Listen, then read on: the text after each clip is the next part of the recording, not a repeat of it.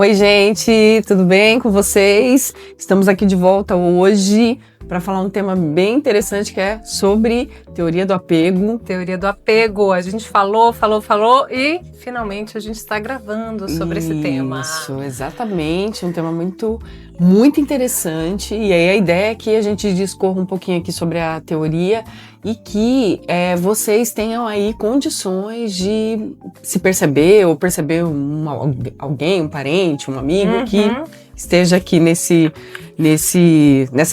que tenham essas características. Claro que não para rotular ninguém, mas que a gente saiba mais sobre o assunto, né? Sim, para a gente justamente entender de onde vem algumas coisas, sem ter que laudar, diagnosticar. Né? Então, talvez entender um pouco como essa pessoa, né, foi agente, o outro foi criado, teve essa primeira relação ali na vida. E isso faz a gente ter um olhar, acho que mais humano para o outro, de entendimento. Exatamente.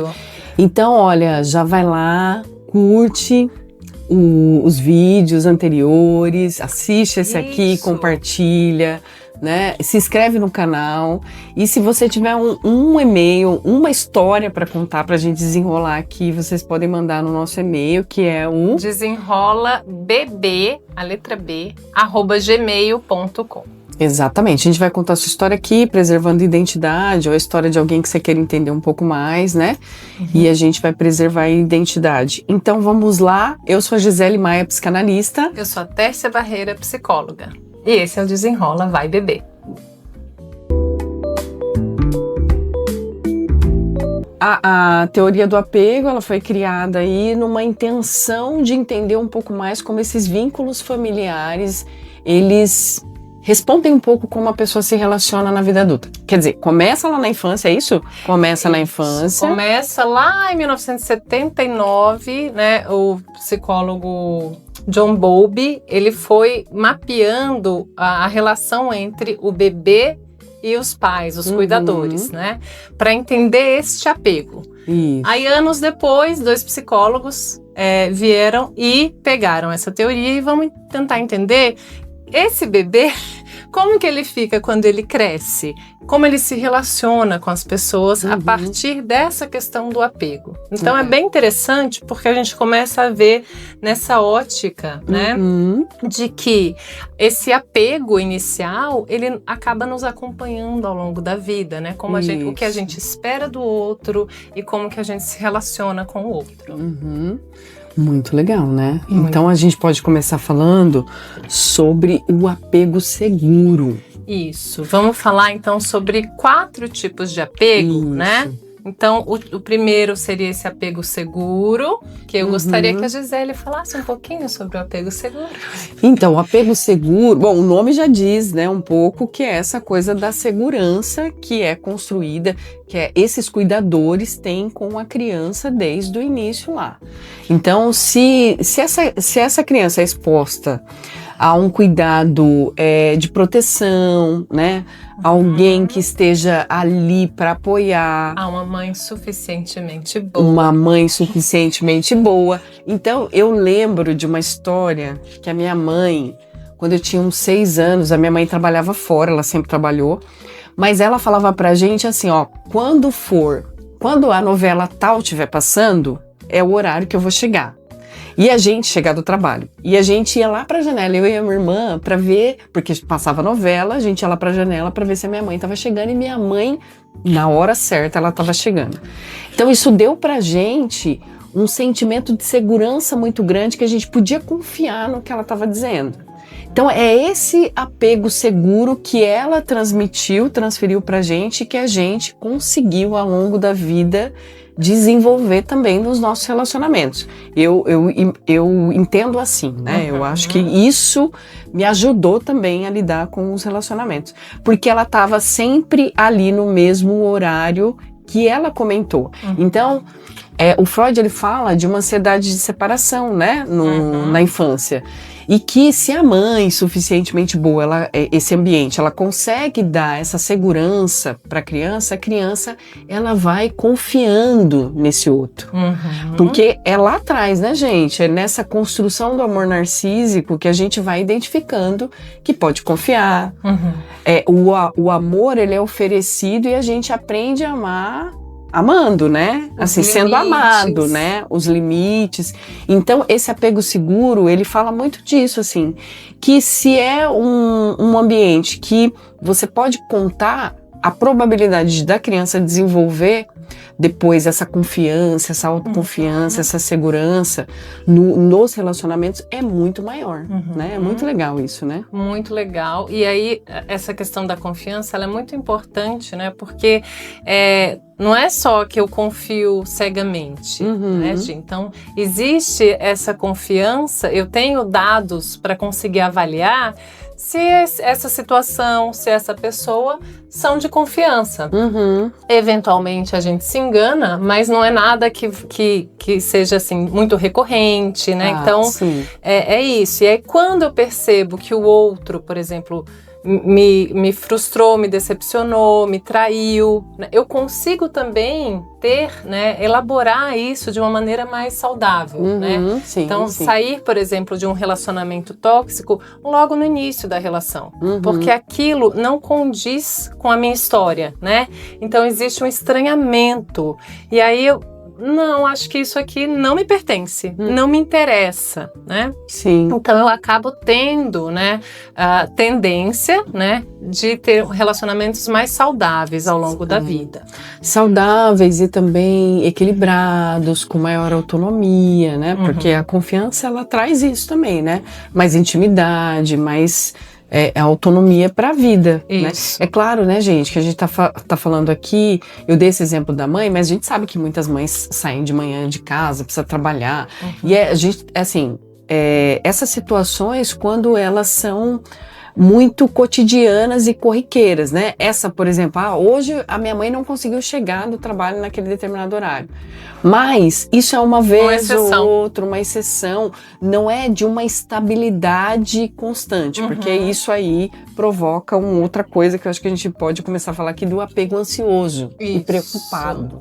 Isso, apego inseguro, ansioso, a gente, né, já percebe que, por exemplo, nessa construção aí, existiu muita instabilidade emocional, de presença, né, porque para a criança, a presença, a rotina, isso traz segurança. Então, às vezes eu tenho muito, às vezes eu não tenho, né? Por exemplo, algum tipo de... Os próprios pais, né? Eles...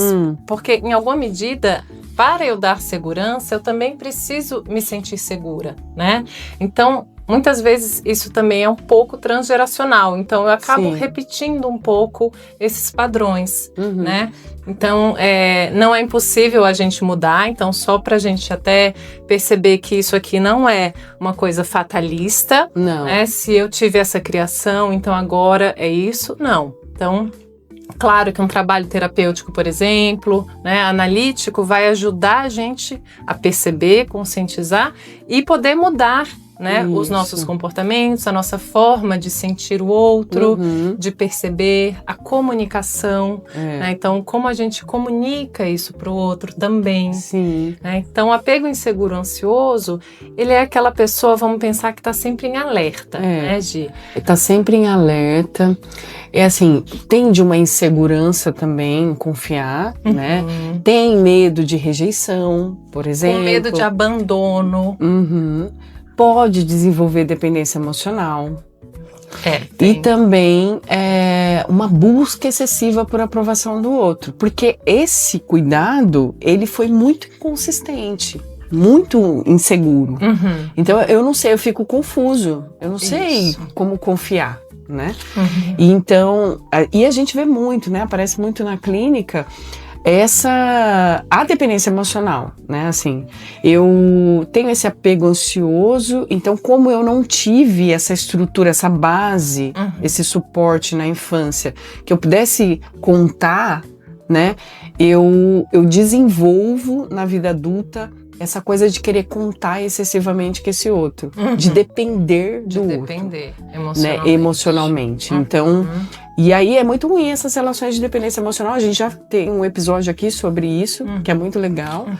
E a gente fala exatamente isso, que é um dependendo do outro, porque se é uma dependência emocional instalada, você depende de um outro que também é dependente de você. Né? Quando a gente foi estudar esse tema, eu até me deparei e fiquei pensando muito sobre esses diagnósticos que hoje a gente fala de mãe narcisista. Sim. Porque é um diagnóstico senso comum, né? Então, muitas vezes as pessoas fazem essa avaliação que a mãe é narcisista, mas eu fiquei pensando muito sobre isso, sabe, Gi? O quanto que... Provavelmente, o que a gente muitas vezes coloca com esse rótulo de mãe narcisista é uma mãe que teve esse apego inseguro, né? Ansioso. Então, é muito comum, por exemplo, essa chantagem emocional, por exemplo. Então, porque eu fico atrelando o amor a fazer coisas que vão me satisfazer, né? Ou que eu preciso daquilo para me sentir amada. Então eu vou condicionando coisas ali do dia a dia a essa prova de amor, né? Então não necessariamente, gente, é narcisismo, mas provavelmente, né, acho que existe essa possibilidade de ser um apego inseguro, ansioso. Sim. Então, fica fazendo, é isso mesmo, joguinhos, chantagem, condicionando, né, existe uma ameaça. E aí a criança que vai crescendo nesse ambiente, né, ela fica insegura. E ela fica ansiosa nesse lugar de, será que a minha mãe ainda me ama?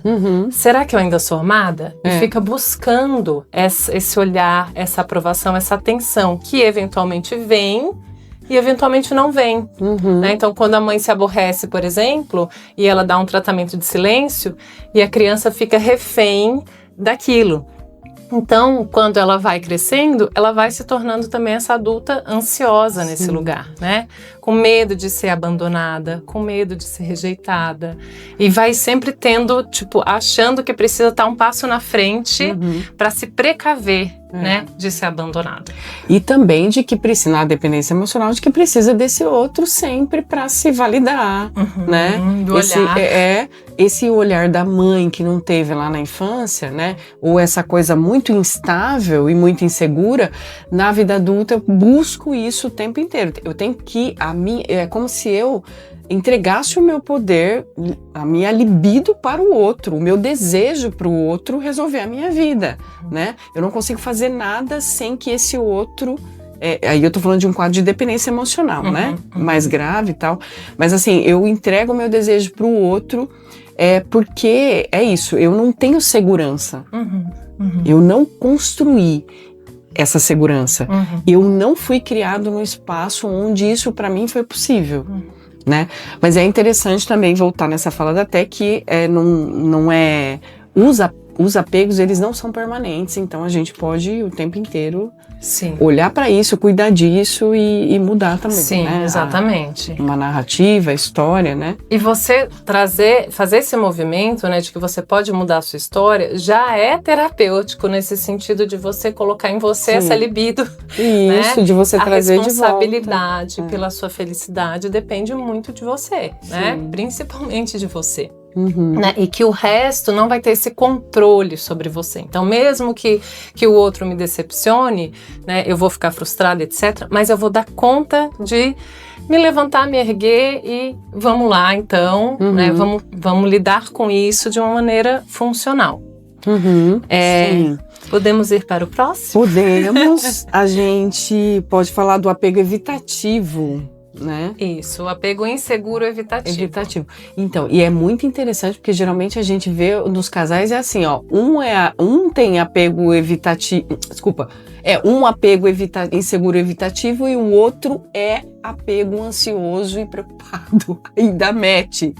Imagine só uma pessoa que cresceu sem trabalhar essa segurança, essa autoconfiança, e aí ela se une a uma pessoa que tem o apego evitativo. Exatamente. Vamos ter problemas aí nessa relação. O apego evitativo, só para a gente entender um pouquinho, né? Isso. Pensando lá de novo nessa relação desses cuidadores, costuma ser alguém que não teve contato de amor, de afeto emocional, de sentimentos com esses cuidadores. Então, muito provavelmente, né, teve um afastamento, um distanciamento emocional entre a criança e os pais, né? Então, uma indisponibilidade, por exemplo. E esses cuidadores que também rejeitam as emoções, as necessidades emocionais dessa criança, né? Então a criança, sei lá, ela se machucou e aí ela não tem um acolhimento ela tá chorando, ela tá triste, com dor, e ela não tem um acolhimento daquela emoção que ela tá sentindo. É o distanciamento, como até comentou, mas também é uma rejeita essa necessidade emocional da criança, que é de chorar, que é de falar, de sentir a dor. Isso. E aí a criança, provavelmente, ela vai minimizando essas expressões emocionais que ela tem ao longo da vida. E ela também não aceita que o outro tenha necessidade emocional quando ela cresce. Né? Por isso desenvolve esse apego evitativo. Mas por que você está chorando? Para de chorar, engole o choro. Tudo isso tem muito dessa rejeição, né? E não abre uma disponibilidade emocional para entender. Vem, acolhe, o que aconteceu, mas eu caí. Mas por que? Entende? Fazer esse acolhimento que é tão importante na fase da infância para que a criança consiga confiar que ela pode receber apoio e depois, mais tarde, dar apoio também. Né? Aquilo faz parte do cotidiano, né? O viver não é só pagar boleto, por exemplo, né? Mas também é ter essas trocas emocionais, né? Um carinho, um afeto, enfim. Então, não é só vida prática. Então, essas pessoas que são excessivamente práticas, né? Que resolvem as coisas, mas de uma maneira muito racional, lógica, e não contempla os sentimentos, pode ser que tenha aí um apego ansioso evitativo, né? Nesse sentido, um distanciamento. Sim. Agora é interessante a gente comentar aqui sobre as questões culturais, né? Porque se a gente analisar, assim, a nossa cultura enquanto Brasil, a gente tem... Isso causa um estranhamento muito grande, essa coisa de evitar fazer contato com essas emoções, com esses sentimentos. Mas em outras culturas não tanto, né, Té? Não. Se você pegar determinados países, não expressa essa emoção, né? E é aprendido, é transgeracional, né? Como até comentou aqui, de como você expressa ou como você... né, retrai essas emoções, e isso não necessariamente vai trazer um sofrimento psíquico para essa pessoa, ou vai fazer com que ela se apegue nisso na vida adulta. É claro que a gente está falando de ser humano, então aí é a experiência de vida que vai dizer, né? Sim. E eu penso também, além dessa questão cultural, a gente está só assim, aprofundando um pouco esse olhar para não ficar realmente esse rótulo muito, né? Mas assim, para a gente entender um pouco também outras influências que existam, né? Para além desses cuidadores lá do início. Então, esses cuidadores, eles também são afetados por inúmeros motivos, inúmeras coisas, por exemplo, a questão cultural, a questão até se é o homem e a mulher, né, esses papéis de gênero que muitas vezes é ensinado, então o menino, quando ele chora, ele é mais punido do que a menina, né, digamos assim, nessa questão mesmo do papel de gênero. Sim. E aí a gente tem uma tendência, digamos assim, a ter adultos homens mais distantes emocionalmente, né? Isso não é um fatalismo, não necessariamente, mas só para a gente olhar um pouco com esses atravessamentos, né? Essas interseccionalidades.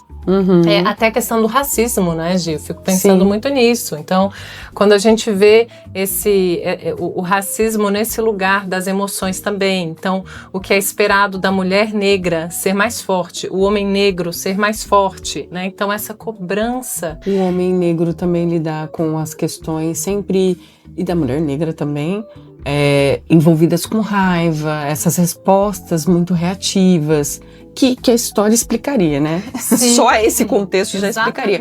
Mas que de um lugar que não tem habilidades emocionais para lidar com tudo isso, porque o contexto também favoreceu muito que a gente não conseguisse lidar. Esse amadurecimento precoce, né? Então, assim, já tinha que cuidar da minha irmã, porque, né, com 9 anos eu tinha que cuidar da minha irmã. Então, não teve infância, não teve adolescência, enfim. Então, só pra gente também entender um pouco melhor, né, de forma mais sensível e aprofundada. O quanto que esse contexto social, né, eles influenciam no desenvolvimento da constituição do sujeito, das famílias, como que essa família que sai, que nem no meu caso, minha mãe sempre trabalhou, como é que a gente via a minha mãe, uma mulher preta que sempre trabalhou e teve que trabalhar, senão a gente, né, não comia, por exemplo. E aí, em algum momento, com uma ajuda, em outros não, sozinha. Então, olha como que o que tudo isso produz de sofrimento psíquico para ela e que automaticamente a gente recebe também. Exatamente. Então é importante. Tem aí, Té, também um apego desorganizado. Ou caótico. Isso. Então a gente fala que esse cuidador, né, essa criança que tem essa exposição a esse cuidador, ele é fonte de proteção, mas ao mesmo tempo de medo. Então, eu acho que um exemplo que cabe muito aqui são pais que sofrem de alcoolismo, genitores. Eventualmente, porque nem pai às vezes consegue, né, fazer esse papel de pai, então é só o genitor. Que sofrem com dependência do álcool ou de alguma outra substância, que, imagine só, num contexto onde ele chega, ele é muito amoroso com a criança, mas ao mesmo tempo ele bate na mãe. Ou na própria criança. Na própria criança, mas como fica confuso a criança entender aquilo que é uma pessoa que protege, mas ao mesmo tempo que violenta, né? Exatamente. E com a própria criança, em algum momento. E aí, vamos abrir só um parênteses aqui. A gente fala que essas situações, elas impactam quando as crianças são frequentemente expostas a esse tipo de violência, né? De situação. Então, um dia eu sou protegido, no outro eu tenho medo daquela pessoa, né? Só que isso, quando é muito frequente, fica muito confuso. A criança não consegue entender. Tem uma desorganização extrema. Então, ao mesmo tempo que eu bato, sou agressivo, eu o acolho num momento X. E aí a gente acaba fazendo essa associação de amor e dor junto. Isso. Né? Então, assim, o amar, ele vem acompanhado nesse pacote muito cheio de dor, de sofrimento, de violência. Né? Então, é isso. Eu acabo agredindo muitas vezes o outro, ou eu me coloco numa situação para ser agredida, né? Inconscientemente eu busco pessoas que são mais violentas, mas como a gente falou do love bombing, por exemplo, né? A pessoa vem cheia de amores, etc. E aí eu me sinto maravilhosa, mas aí logo em seguida a pessoa me trata super mal e eu permaneço nessa relação. Exatamente. Porque para mim aquilo foi concebido como amor, né? Eu aprendi isso. E então eu acabo buscando relações muito instáveis emocionalmente, né? Um ambiente às vezes até inseguro, né? Imprevisível.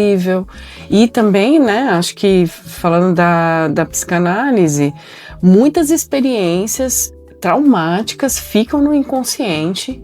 Então, se uma criança vive isso na infância, ela tem essa tendência de buscar pessoas que têm esse mesmo padrão de funcionamento dentro dessa violência que ela conhece, Em algum momento ela já vivenciou isso, a tendência é que ela busque relacionamentos. Então, tem uma lógica da repetição que acontece e que está no nosso inconsciente que a gente não pode desconsiderar, né? E aí, esse tipo de conhecimento sobre si precisa abrir a história e aí é num ambiente terapêutico, né? Exato. Por que que eu me envolvo com pessoas que são violentas, agressivas, que me manipulam e que me levam para esse lugar de muita dificuldade?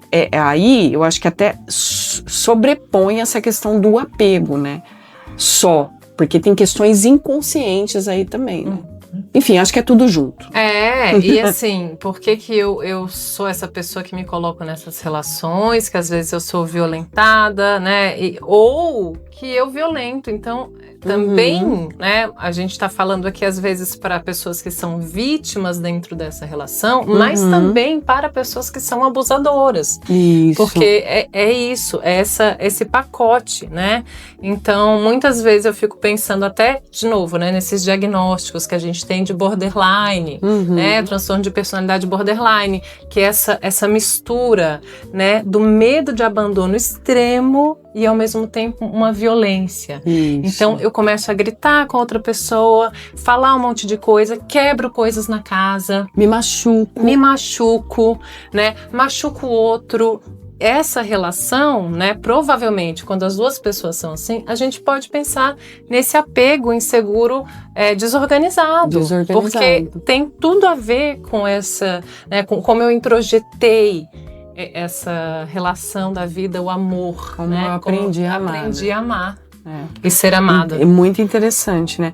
Eu acho, então, que a gente deixa aqui, acho que, assim, de uma maneira bem clara, que nós temos responsabilidade com o filho, quando a gente tem filho, né? É importante a gente saber, porque fica esse peso, e ele existe. Quando a gente decide que vai, e aí eu tô falando, né, de algo mais estruturado, mas quando a gente se planeja para ter um filho, a gente tem que entender que tem responsabilidade implícita na criação desse indivíduo, né, dessa criança. Então, e que a gente precisa assumir isso, né? E aí não é se culpabilizar, porque a gente entende que tem um contexto social que favorece ou dificulta essa relação. Perfeito. E a gente precisa olhar para isso também, precisa entender, para não se sentir culpada, não ir para esse lugar muito ruim e de isolamento, que não é, mas a gente tem que saber que tem responsabilidade, né? Esse cuidado na infância, como é que essa criança ela vai ser, porque a gente que tem filho, acho que minimamente a gente quer que a pessoa tenha autonomia, seja feliz, né? Que ela consiga se relacionar de maneira saudável com essa outra pessoa. Mas que eventualmente, né, Gi, mesmo a gente tendo todo esse desejo, na hora do fazer, a gente não dá conta, né? Então, assim, às vezes, eu sempre sugiro, né, que a gente pense também em entrar nesse processo terapêutico quando a gente se torna mãe, ou pai, né? Por conta disso, porque a gente reproduz mesmo tentando mudar, quando eu vejo, já tô lá. Né? Então, assim, nossa, a minha avó me criou e fazia esse tipo de comportamento que eu odiava, aquilo me fazia sofrer. Quando eu vejo, eu tô fazendo igual. Tô fazendo a mesma coisa. Então, exatamente. É importante a gente tentar olhar pra gente, né? Então, aquela fala de colocar a máscara em você para depois colocar no outro, entra muito nesse contexto. Então, para eu dar conta de educar, eu também preciso olhar para mim, para as minhas dores, né? Ter esse acolhimento. Preciso me acolher, né? Preciso me acolher, entender minha história. Exato. Né? E a partir disso, né? O outro também vai respondendo. Isso é muito legal. Isso é muito legal. Isso é muito legal. Eu acho que a gente desenrolou super bem, né? Bom, se ficou alguma dúvida, você quer mandar alguma pergunta sobre esse tema, inclusive, manda um e-mail pra gente, desenrolabebê@gmail.com, que a gente vai desenrolar aqui. Curte esse episódio, porque né, acho que você gostou. Espero que tenha gostado. Compartilha e é isso. Isso. Até a próxima. Até. Tchau.